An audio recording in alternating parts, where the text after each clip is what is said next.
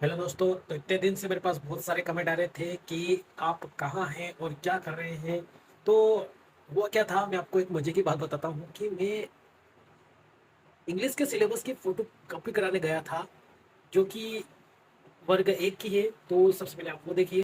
तो फ्रेंड्स, तो ये रहा हमारा वर्ग एक का इंग्लिश सिलेबस, जो कि आप देख पा रहे हो। मैंने इसकी फोटो कॉपी ऑलरेडी करवा ली है। तो ये हमारा सिलेबस है। आज के इस वीडियो में इसको पूरा डिस्कस करेंगे। वो भी इसको मैंने मॉडिफाई कर दिया है, इसको बिल्कुल अच्छी तरीके से। आपकी स्क्रीन पर यहाँ पर intelligent study English syllabus with pronunciation and meanings. तो सबसे पहले मैं आपको बता दूँ कि अगर मैं कोई उच्चारण सही नहीं करता हूँ तो प्लीज़ कमेंट बॉक्स में गालियाँ ना लिखिएगा, क्योंकि अगर आप लिखते हो गालियाँ तो उससे मेरा ही फ़ायदा होगा। एक गाली का मतलब होता है कि मुझे $1 मिलेगा।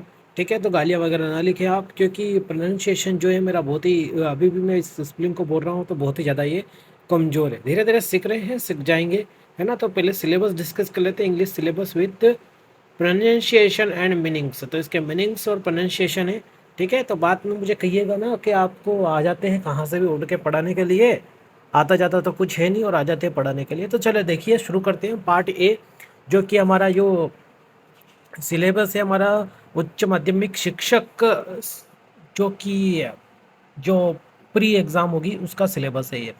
तो सबसे पहले आप दिखाई दे रहा होगा आपको यहाँ पर आर्टिकल। तो इसमें सबसे पहले आर्टिकल आर्टिकल आपको स्टडी करने हैं। ठीक है, जैसा कि आपको पता ही है आर्टिकल क्या होते हैं। आर्टिकल यानी कि संज्ञा से पहले लगने वाले शब्द जो उसकी निश्चितता दर्शाते हैं। तो ये आर्टिकल आपको यहाँ पर पढ़ने हैं। ठीक है, तो एग्जाम्पल आपको पता ही है कि एक कौन कौन से होते हैं आर्टिकल, ए, एन और द। इनको पढ़ना है, डिटेल में पढ़ना है, कहाँ पर ए आएगा, कहाँ पर एन आएगा और कहाँ पर द आएगा। जैसे कि अ पेन, एन एप्पल, द सन। तो ये आपको पढ़ना है आर्टिकल। ठीक है, अब नंबर 2 पे देखते हैं हम। नंबर 2 पे अगर बात करें हम, नंबर 2 है हमारा प्रीपोजिशंस।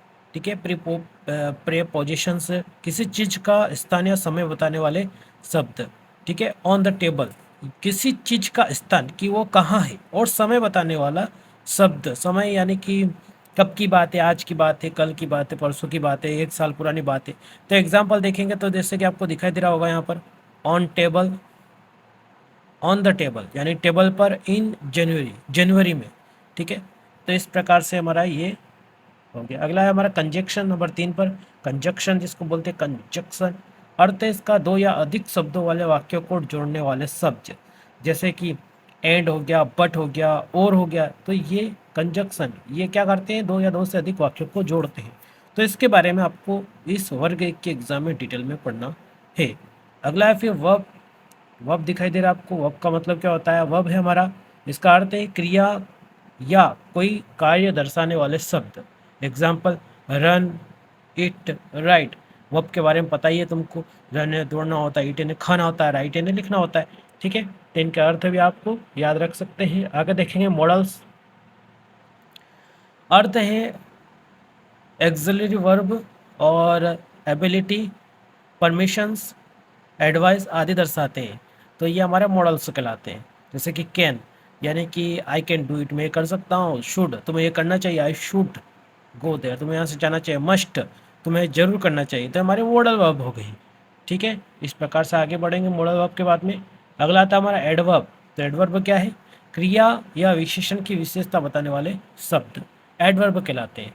जैसे कि बात करें हम, क्विकली, वेरी, ये क्या करते हैं, क्विकली यानी कि कोई काम कर रहे हैं तो कितनी जल्दी कर रहे हैं, यानी कि ये जोर डालते हैं उस पर। वेरी, वेरी का मतलब होता है, क्या होता है वेरी का मतलब, वेरी का मतलब होता है ये बहुत, यानी कि वेरी गुड, बहुत अच्छा।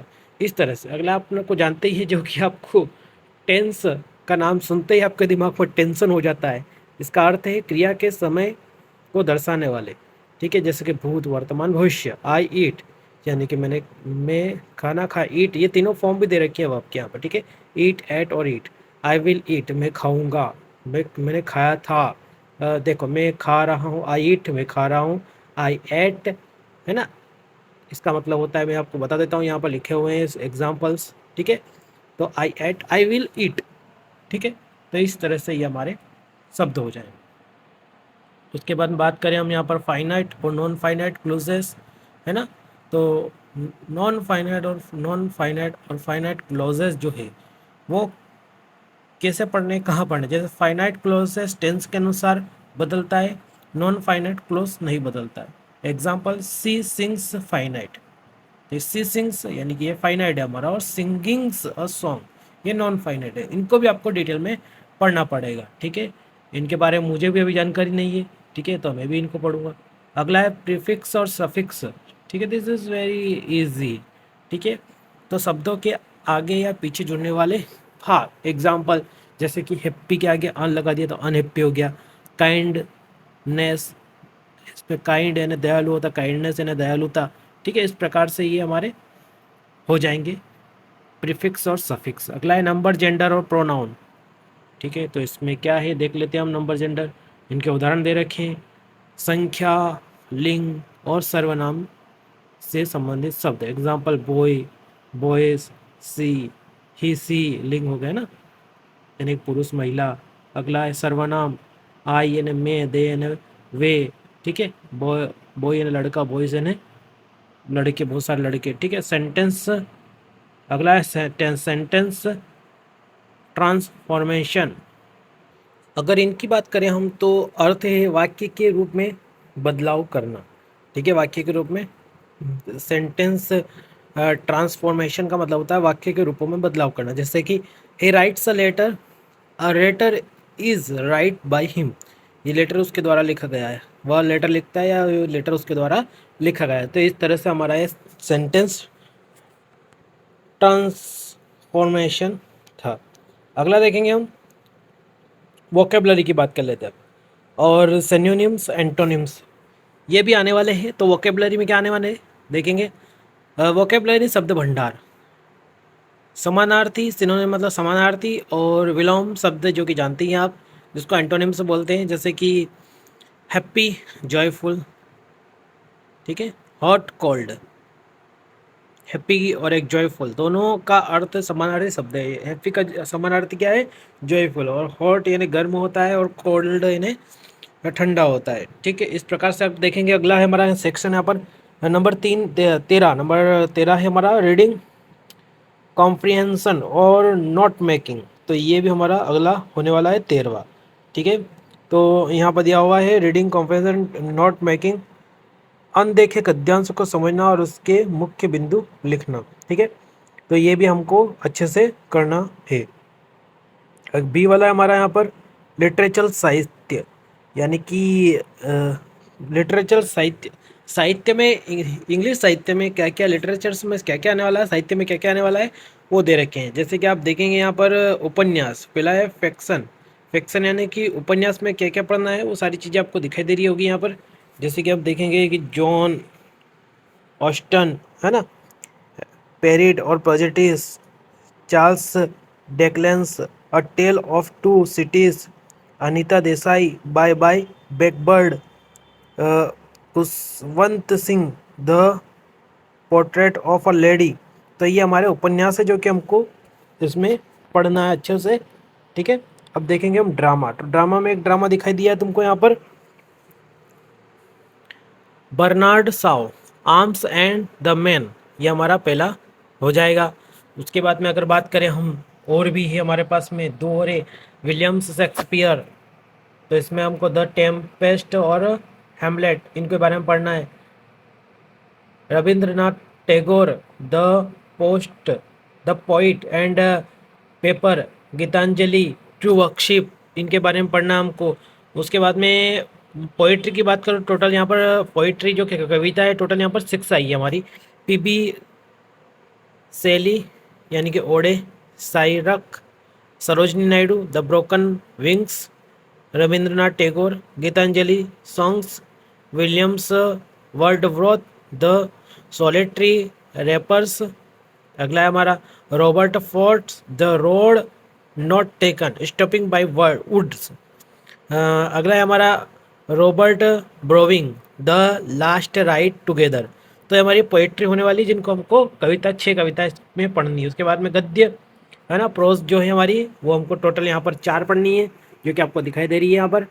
Francis Bacon of studies of friendship, अगला है चार्ल्स लैम ड्रीम चिल्ड्रन, अगला है Jawaharlal Nehru discover of India, अगला है निरंजन चंद चौधरी माय मदर। तो इनके बारे में हमको पढ़ना है। अब लास्ट में देखेंगे, एंड में हमको कुछ और टॉपिक पढ़ने हैं, जैसे कि अलंकार और काव्य के प्रकार।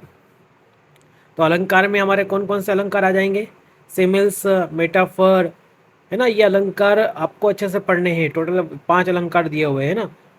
पैराडॉक्स, एरोनी, उसके बाद में काव्य के प्रकार, सोनेट्स, ओडे, लेयर्स, एलिगी, सेट्रीस, इनको पढ़ना है। सेट्राई, है ना। इंडियन राइटर, शॉर्ट स्टोरी, भारतीय लेखन और लघु कथाएं। तो इसमें हमको क्या क्या पढ़ना है? आर के नारायण, स्वामी एंड फ्रेंड्स, द गाइड, मुल्क Raj Anand, the lost child. तो इस प्रकार से हमारा सिलेबस रहने वाला है, जो कि इंग्लिश का है, इंग्लिश लिटरेचर का है। इसके अलावा इसमें आपको बता दूं मैं कि इंग्लिश लिटरेचर जो कि बहुत ही ज़्यादा इजी रहता है, क्योंकि जैसे कि मेरे जैसे आपके जैसे कुछ स्टूडेंट रहते हैं, वो कभी भी इंग्लिश ना तो पढ़ते हैं, जैसे कि मैंने भी नहीं पढ़ी है, तो हम उनका सही से प्रोनाउंसिएशन भी नहीं कर पाते, जो कि मैं अभी भी नहीं कर पा रहा था। इसी तरह से आप भी इनको पढ़ोगे, समझोगे, है ना। वो मेरे से भी बहुत ज़्यादा स्मार्ट स्मार्ट बैठे हुए हैं, जो कि अच्छे से प्रोनाउंसिएशन करते हैं।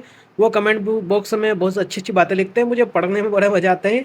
तो इसी तरह से अगर आपको यहाँ पर ये हेल्पफुल लगा है, ये इसका पीडीएफ वगैरह चाहिए, तो मुझे कमेंट बॉक्स में बता दीजिएगा आप करके। तब तक मिलते हैं अगली वीडियो में, तब तक के लिए